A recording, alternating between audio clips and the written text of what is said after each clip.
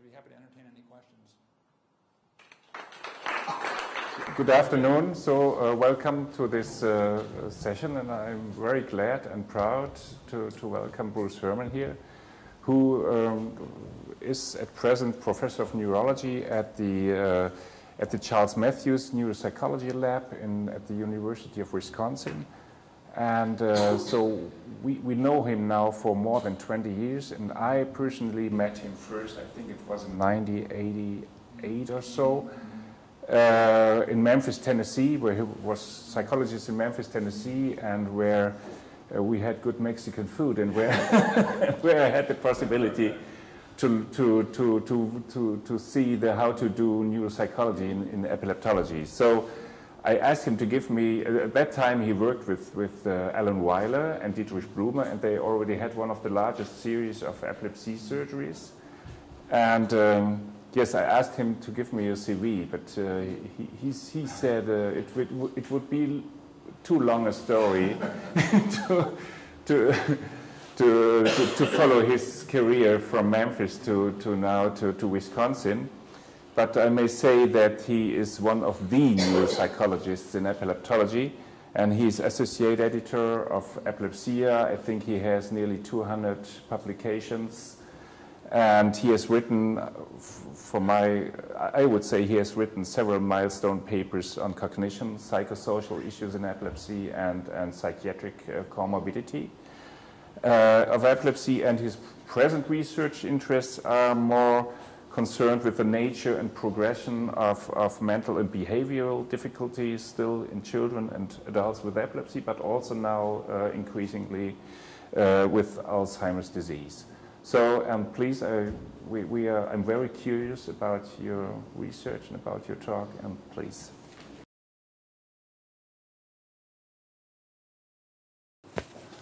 Thank you very much. It's really a pleasure to be here. As Christoph said, we all met in the late 80s, early 90s in Memphis, Tennessee, and I tried to get some pictures from the old days so you could see how well Professors Schramm, Elger, and Helmstetter have aged over the years, but I was not able to find any pictures. I think they're all glad. And I'm delighted to be here in Bonn. I was here once before, didn't see the Institute, so it's a wonderful place. It's the best in the world, and I also want to thank everyone for spending time with me today. It's really a delightful visit, so thank you all very much. What I'm going to do in this particular presentation are 3 or 4 things. First, I'm going to focus on some major comorbidities, as they call it in the States. Now we're calling cognition and psychiatric complications comorbidities. So I use that term a lot. We'll focus on cognition and psychiatric complications in epilepsy. And what I'll try and do is speak about the nature, the development, and the course of these problems in epilepsy.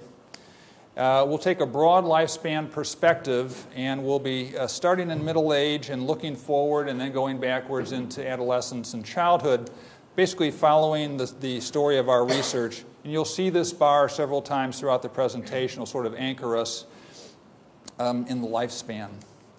So first of all, this is where we all met in the late 1980s, early 90s. I apologize for the graininess, but this building no longer exists. The building's been razed.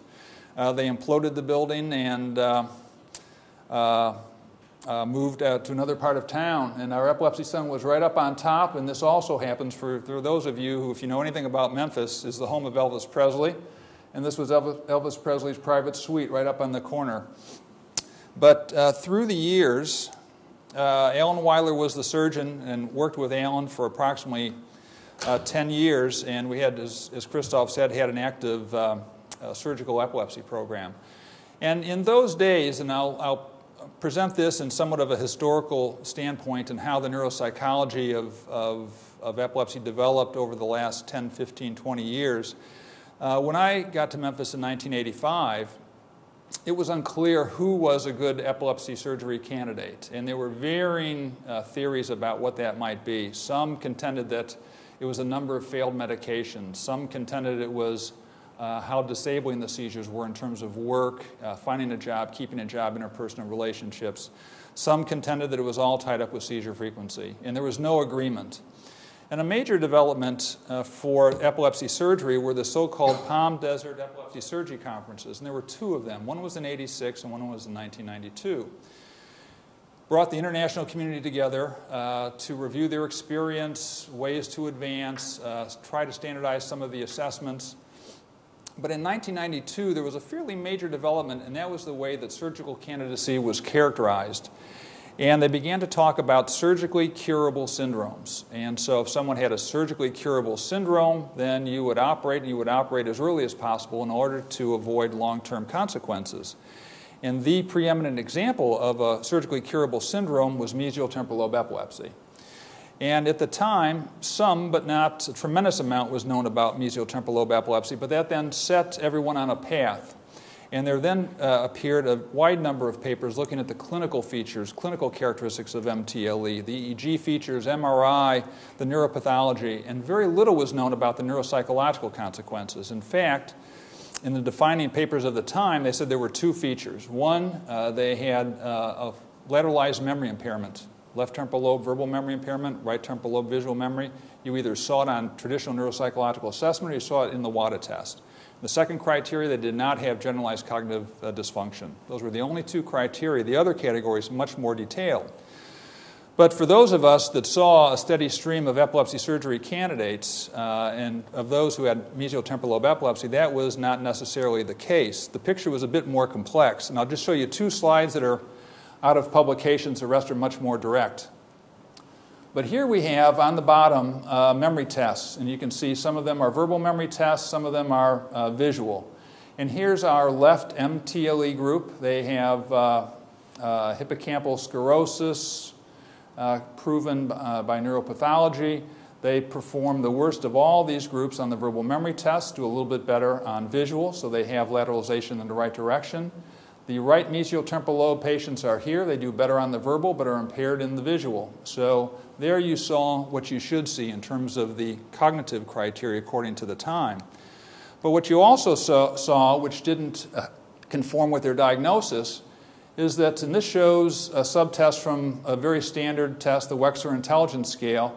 Here, both the left and the right mesial temporal lobe epilepsy patients were performed considerably worse on the verbal and performance IQ scores. They had generalized cognitive deficits, as it were, at least on the intellectual testing, which was not what was expected. And so the nature of the syndrome was clearly more complex than was initially proposed. And the way that people thought about the causes of neuropsychological impairment was totally driven by clinical seizure characteristics. Features of the epilepsy that bore relationships with efficiency of mental status, age at onset, the earlier the onset, the worse the performance, etiology, duration, lifetime seizures, and so on. So there's been almost 100-year literature looking at the relationship of clinical seizure features of the epilepsy with cognitive performance. But one hypothesis is just as memory impairment is driven by neuropathology in the hippocampus, why couldn't this other cognitive impairment be driven by neuropathology in the cortex, the thalamus, other parts of the brain? And irrespective of clinical seizure features. So in 1995, Alan Weiler had left a year or two later. I moved to Madison, Wisconsin, which is the north-central United States. It's close to my home of Chicago. And we did not have an active epilepsy surgery program, but what we sought to do was test the hypothesis that some of this more diffusely represented cognitive impairment may be due to more diffusely represented neuropathology in the residual brain. So what we wanted to do was study temporal lobe epilepsy patients, but now look at their temporal lobes and now look at memory, look at everything else. A little bit reverse logic. And so we did it with a three-prong hammer, and this is what we've done since basically 1997 or so. Patients will come in and we do neuropsychological assessment, we do quantitative volumetrics, and we do psychiatric evaluation. I'll say more about the specifics here in a second. But forgetting about the tests themselves, we gave a battery of tests that assess all the various domains. The specific abilities are listed here. The tests are not particularly important. But all these patients underwent a thorough assessment cognitively. We knew nothing about structural imaging. We relied on colleagues from Iowa who were studying schizophrenia that had a semi-automated system called Brains 2. but it gave us a chance to assess gray and white matter volumes in a Talairac-based box of left and right lobar volumes. And we do tracing of the hippocampus to get those volumetrics. And finally, all the patients were assessed psychiatrically with a SCID, and today we'll focus specifically on mood and anxiety disorders. So that was our hammer: cognition, imaging, and psychiatric evaluation. And one descriptive slide. So our final sample consisted of close to 200 people. We had 96 patients with temporal lobe epilepsy, non-lesional in the sense they didn't have tumors, obvious structural lesions. They might have hippocampal sclerosis or other atrophy, but no lesional epilepsy, so to speak. The controls were family, friends, spouses of the patients. And they matched pretty much the epilepsy surgery demographics. They were in their early 30s. The epilepsy patients had a very long duration of epilepsy. Their IQs were in the low normal range, lower than the control. So that was our sample. So there has been now quite a bit of work looking at structural pathology, structural abnormalities in patients who have temporal lobe epilepsy in general and mesial temporal lobe epilepsy in particular. And I'll cut a little bit to the chase through some recent findings. One cognitive slide first. So the first is to show you the cognitive results. Here are the tests. You don't need to worry about those, but here are the cognitive domains. And all the slides you'll see are oriented in z-scores. So here is the control performance. These are negative z-scores. Downgoing bars mean worse performance compared to controls. And in the memory domain, you see exactly what you would expect to see. You see memory pathology in the patients with temporal lobe epilepsy. But when you look broadly, what you see is sort of across the board, these patients show abnormalities in most of the cognitive domains and most of the cognitive tests. Not what you'd expect in patients who have a sick temporal lobe. So again, our hypothesis is that these abnormalities would be reflected in structural abnormalities outside the temporal lobe, and there would be some specific linkages of cognitive abnormalities with structure. Now, to jump ahead to some contemporary studies, and I'll show you 3 slides of recent studies looking at cortical thickness in mesial temporal lobe epilepsy. This was the first one, came from Jack Lin, who was a postdoctoral fellow at UCLA. They studied a sample of patients who had pathology-confirmed hippocampal sclerosis. They had an anterior temporal lobectomy, were seizure-free for 2 years, well-recorded seizures.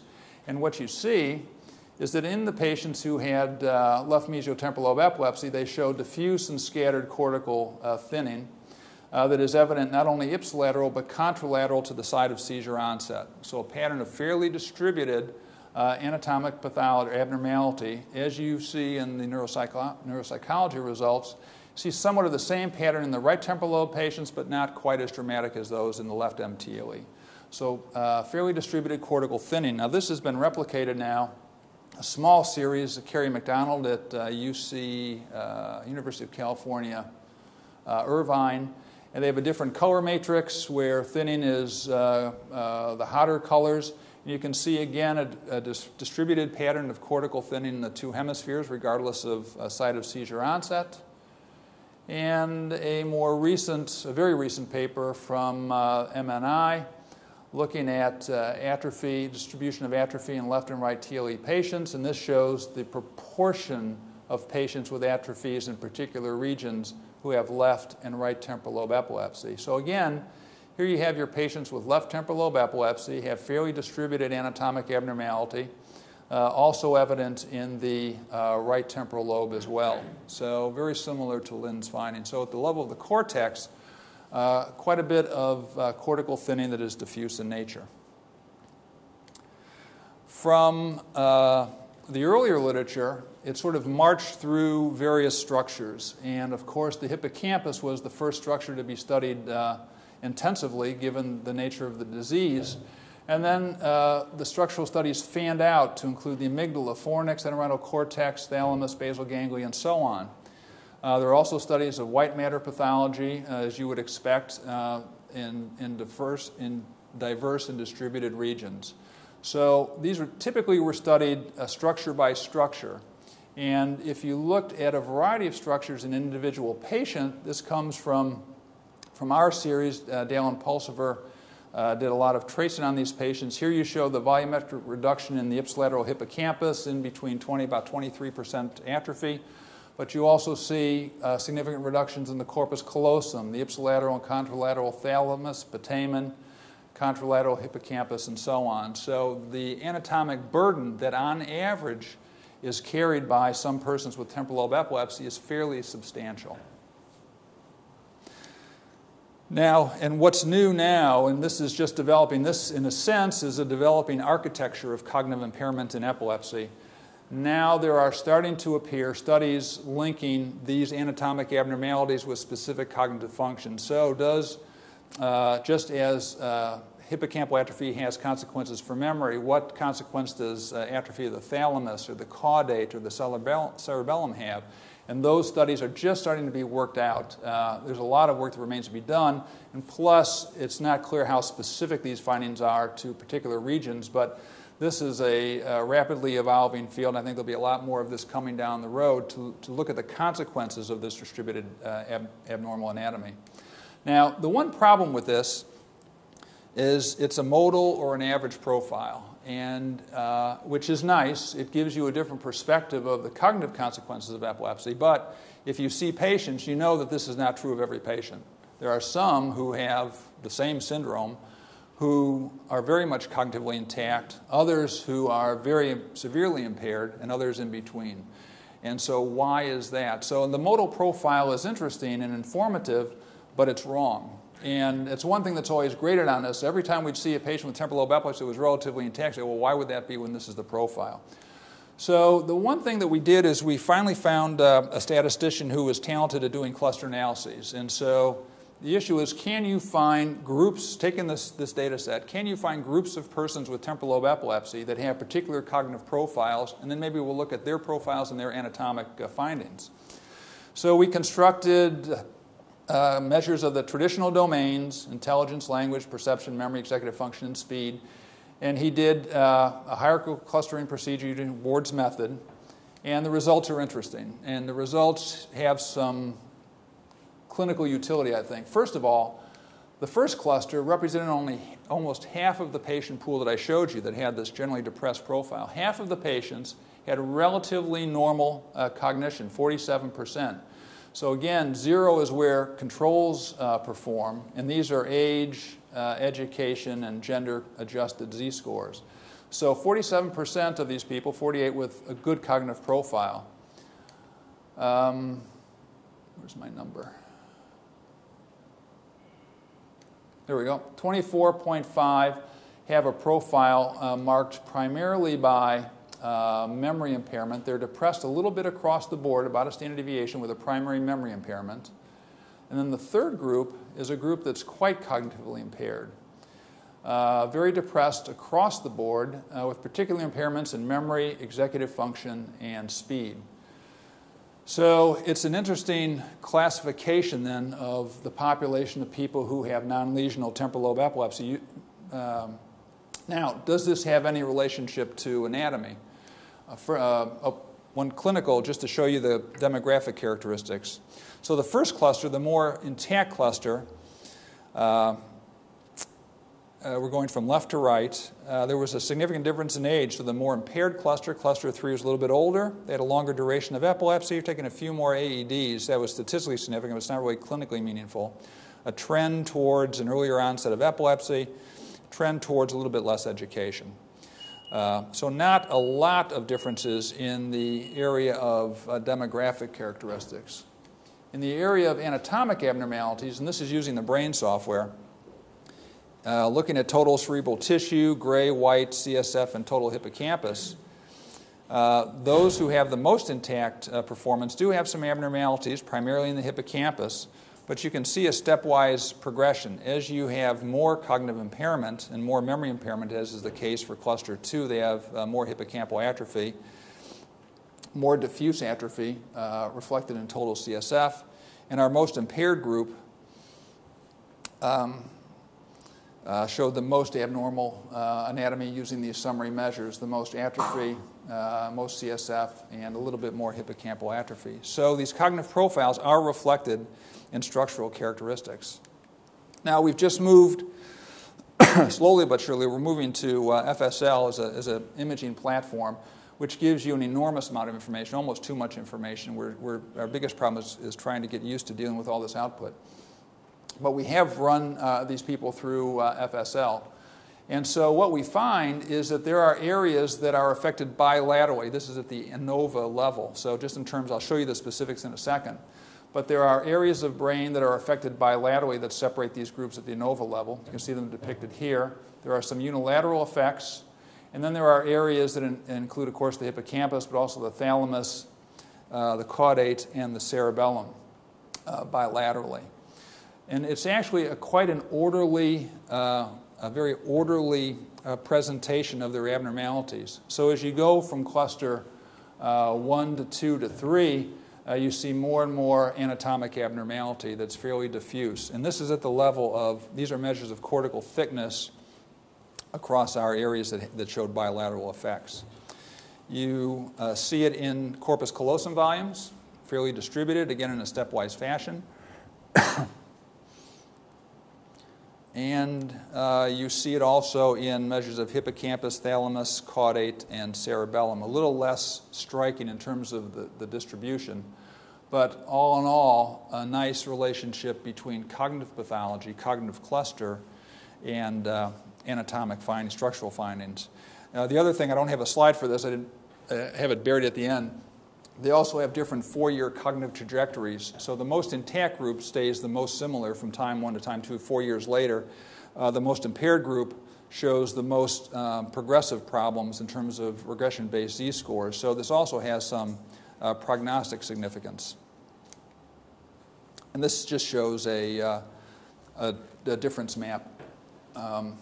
Greater thinning is represented by the hotter colors, thinning by the cooler. So our cluster 3 versus controls, you can just see the stepwise abnormalities across the 3 clusters.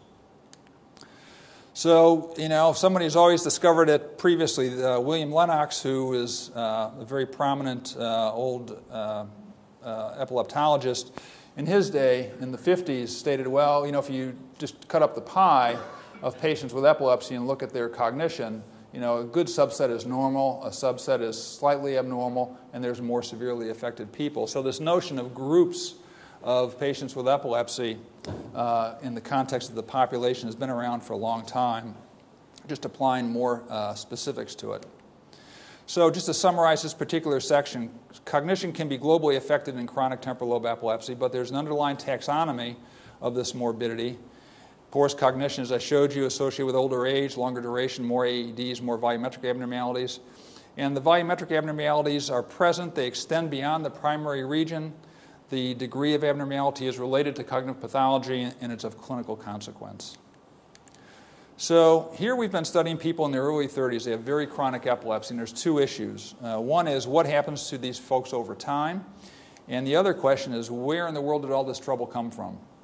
Where did this cognitive pathology and structural abnormality come from? Was it progressive over time from the onset of their epilepsy to their 30s? Was it evident at the beginning, or what is the course? Well, we're going to go and take a look at the neurodevelopmental effects, and at the very end come back to the progression issue. So first, take a look here at the neurodevelopmental effects of epilepsy. And so this has been looked at 2 ways, indirect and direct. The indirect way is to take people who have chronic temporal lobe epilepsy in their 30s and break them into early and late onsets and look at their profiles. And we did and looked at the corpus callosum of those who had early and late age and onset of epilepsy. Age 14 was the dividing point. We just simply divided it at the mean.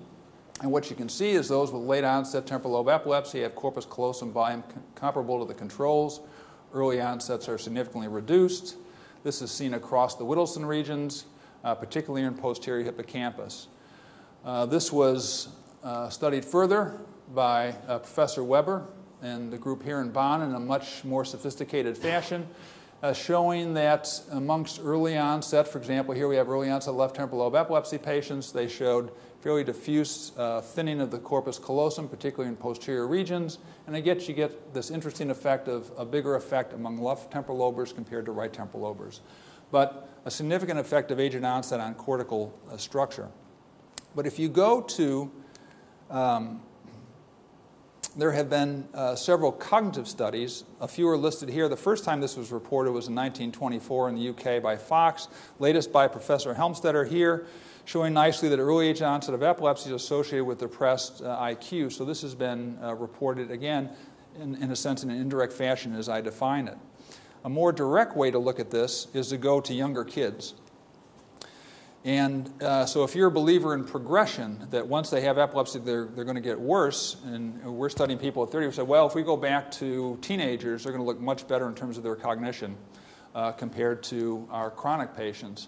So Jen Schoenfeld traveled around the state of Wisconsin with our pediatric neurologist and studied a sample of children, the average age 12, who had chronic complex partial seizures, non-lesional MRIs, and 27 siblings. And as you can see, again, the same general pattern, that across the various cognitive domains, there's a depression in cognitive performance, not quite as severe, but obviously the same pattern as you see in adults. So earlier in the neurodevelopmental course, there is a cognitive abnormality. Now, these fairly pervasive cognitive effects have been reported, and I'm always bugging Christoph about this.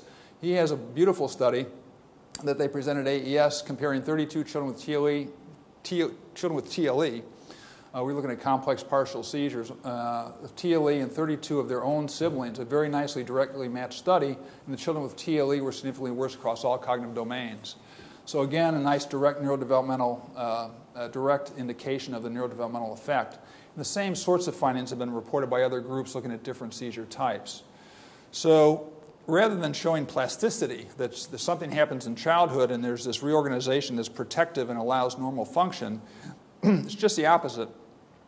Things are quite disrupted even early in the course of epilepsy. So we persisted with this and wanted to know, just when these difficulties started, and so we moved to an investigation of children with new onset epilepsy. And the focus was to look at cognition, psychiatric status, and brain structure, our three prongs, at or near the onset of idiopathic epilepsies. And then to follow them over a 2-year course and look at their brain development. And as it turned out, just by chance, and we didn't plan this at all, we discovered what we think are two very important neurobehavioral comorbidities that are clinically interesting, and they're also theoretically interesting, and I'll lay that out as we go on. So first of all, there are not a lot of studies of new onset epilepsy, less than 10. They're all fairly recent. Most of them are pretty recent. And they're a little bit mixed in terms of their finding. More studies show cognitive impairment at the outset than don't, but it is a mixed literature, varying sample sizes and degree of sophistication of the studies. Our particular sample were children and adolescents from age 8 to 18. We saw them for the study within 12 months of their diagnosis. Just hard to get them at the time. They need to adjust the diagnosis and so on. They had a normal neurological examination, normal clinical MRI, no other developmental disabilities, no other neurological disorders. Our controls are a little bit odd. They're first-degree cousins. That was a function of the study section. We wanted to use siblings. The study section said no. So we said, how about first-degree cousins? They said fine. So that's, our funding body said we couldn't do what we wanted to do, so we used first-degree cousins as controls. So that's our control group. They are 12 years old on average. They're in the 6th grade.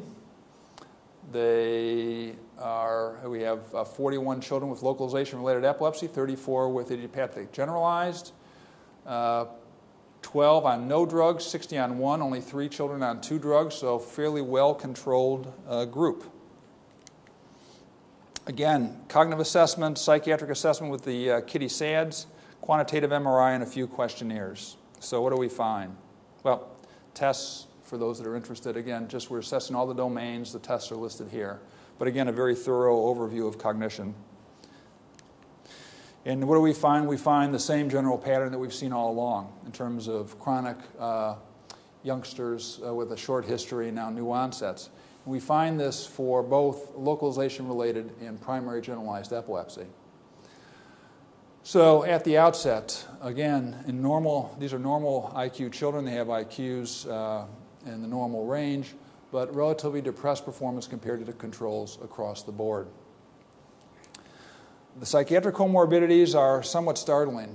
These show the results of epidemiological surveys in the UK 30-some years apart, the first by Rutter, the second by Davies. And as you can see, the rates are extremely comparable over that multiple-decade study with high rates of psychiatric comorbidities in epilepsy in general and especially in complicated epilepsy.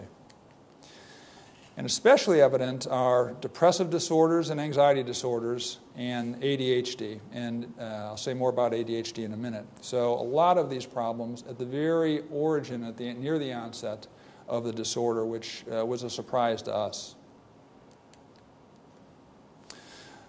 Brain volumes. Again, we used the brain system to investigate this. There have been MRI volumetric studies of children with epilepsy. They've been relatively recent publications, all involving children with chronic epilepsies, no new onset studies. So this was the first MR study of new onset or recent onset epilepsy. And what we found was that these global volumes were quite normal. Volumes of total cerebral tissue, gray, white, across lobes were really quite comparable. And again, this was true of whether they had localization-related or idiopathic generalized epilepsy.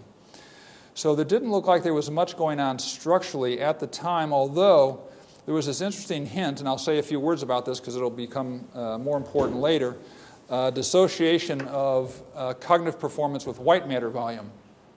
In our controls, there was a very strong relationship of white matter volume with cognition in many areas of ability that was completely absent in the epilepsy patient. So not only was it weaker, but it was just not there at times. Very different relationship, and it would imply that even though the volumes were normal, there might be something wrong with the microstructure of the white matter. So we did look closely at the corpus callosum with this, and we looked at it with DTI and with volumetrics. So here we have the volume of the corpus callosum with all the kids combined, and epilepsy versus controls. You can see that there are no significant differences in the corpus callosum volumes throughout the body of that structure. Now, if you then turn to DTI, we find lower FA values in the posterior corpus callosum and the cingulum. There is no difference in radial diffusivity, but significant differences in axial diffusivity, which my colleagues tell me points more towards a myelin abnormality in these children. So we think even though volumes are normal, there's something wrong with the microstructure, and it's manifesting itself in cognition, as I showed you just a second ago.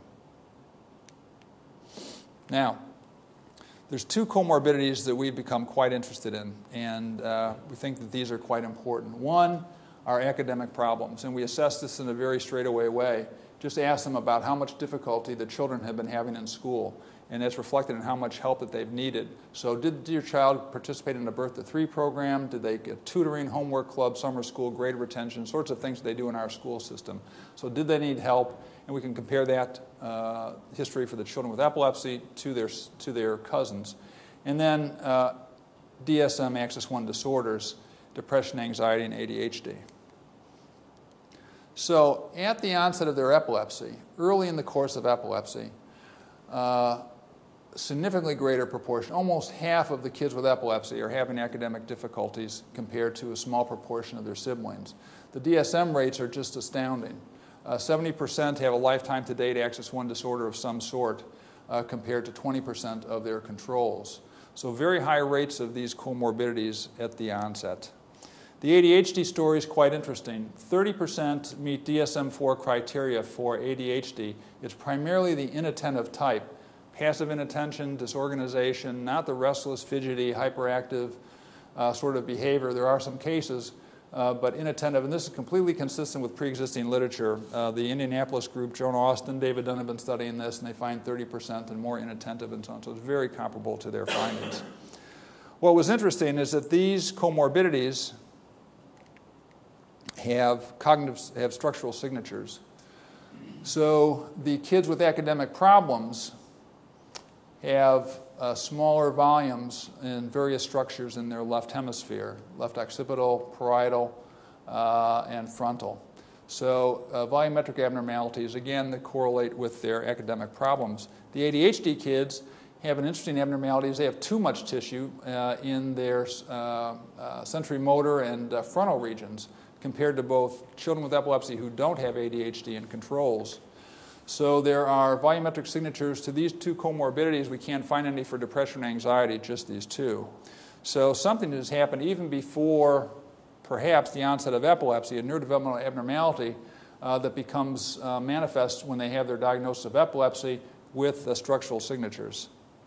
The ADHD kids have very disordered cognition, as you might expect, and it bears some nice resemblance to their structural findings. They have particular depression in motor speed and flexibility, executive functions, and language and skills. So they do have not only the symptoms of the disease, they have cognitive difficulties and structural abnormalities.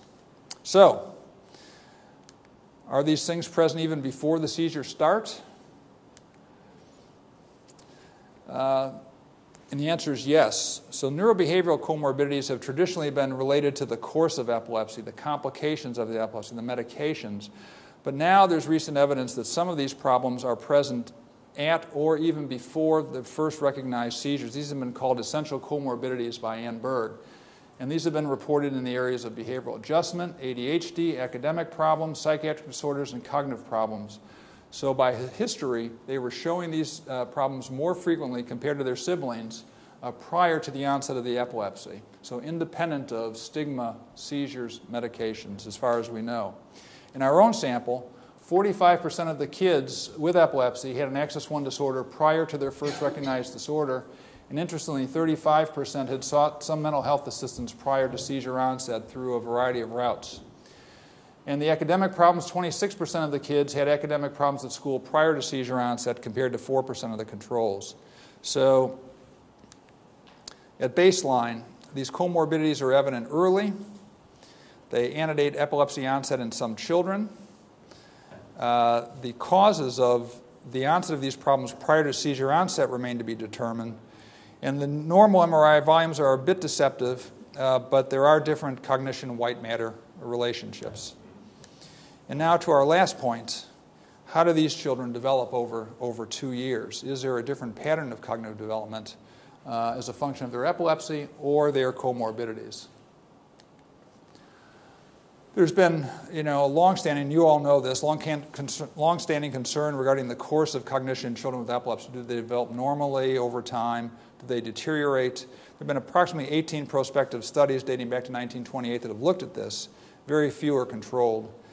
And the cognitive course has typically been examined in relationship to specific clinical or epilepsy factors, which has always been the history of this literature.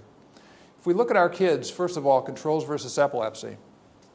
Now, these are raw scores. These are not IQ scores. These are raw scores.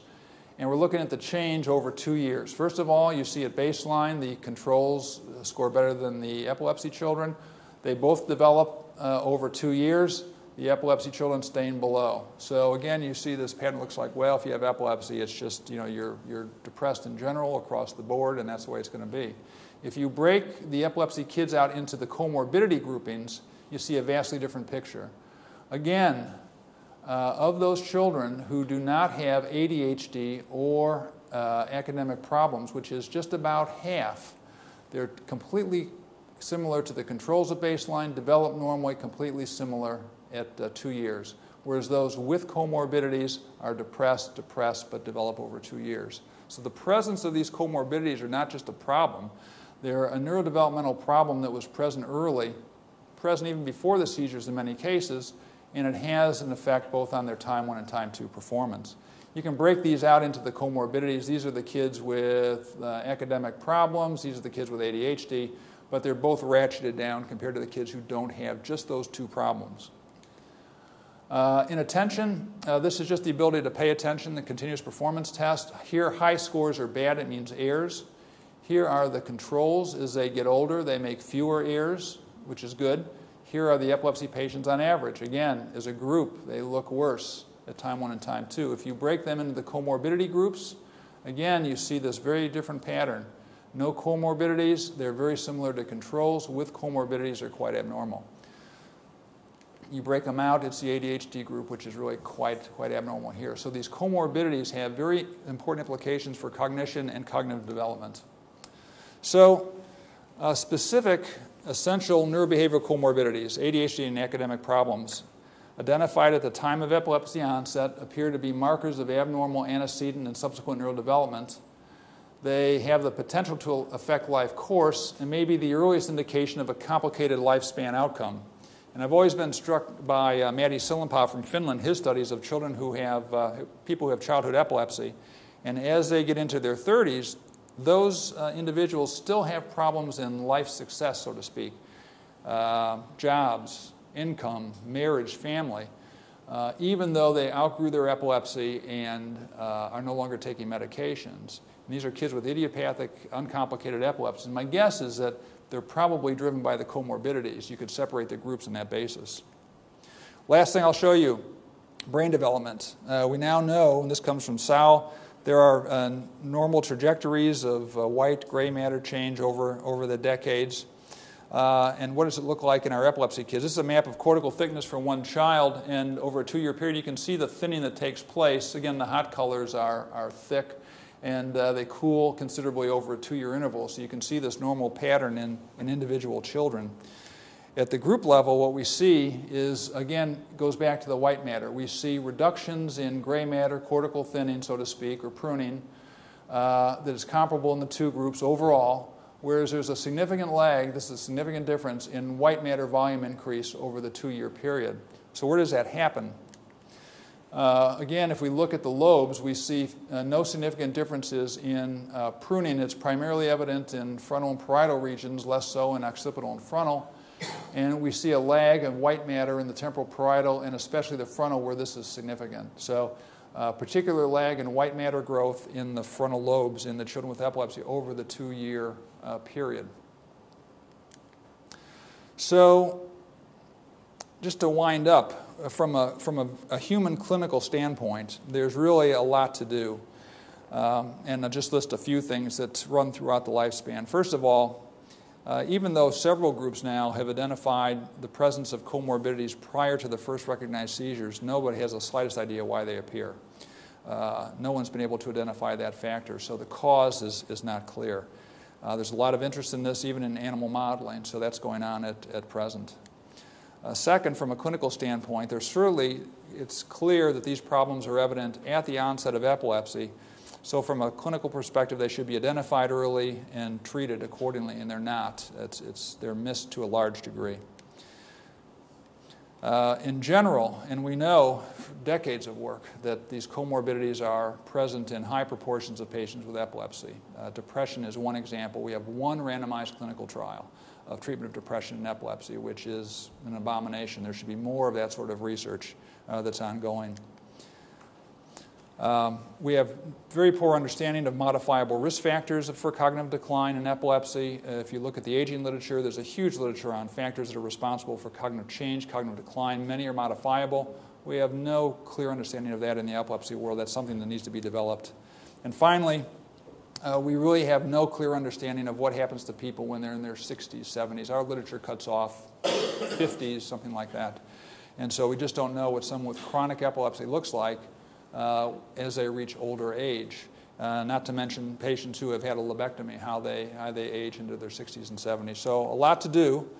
And I've worked, the core research group, Mike Seidenberg and I have been working together for about 30 years, just about our whole careers, and several of Mike's students, it's only a partial listing, and the whole group from Madison. So it's really been a collaborative effort. So let me conclude. I'd like to really thank you again for the invitation to be here and have the opportunity to talk to you and meet with you and see all the wonderful work that's going on here. So thanks so much, and I'd be happy to entertain any questions.